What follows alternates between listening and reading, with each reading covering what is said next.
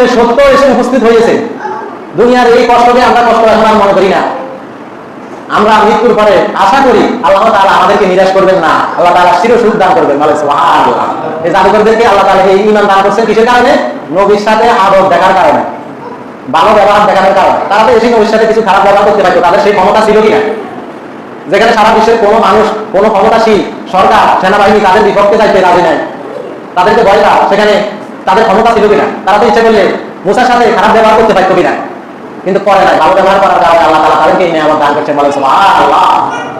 এবার বললো রাত্র শেষ হওয়ার আগে মুসাকে দাওয়া করো, তার দল তারা সবাইকে দাওয়া করো, এরা আমাদের জন্য মৌলবাদী, এরা হুমকি স্বরূপ, এদের কোনো কথা শোনা যাবে না, এদেরকে কোনো কিছু করতে দেওয়া যাবে না, এরা হচ্ছে আমাদের জন্য হুমকি স্বরূপ। অথচ ফেরাউন সর্বশক্তির অধিকারী, তার সেনাবাহিনী পৃথিবীর মধ্যে সর্বশক্তিশালী, তারপরে সেই ভয় বেসামরিক একজন মুসা, তার ভয়ে সেই ইন্তজার যে এটা সবচেয়ে বড় হুমকি।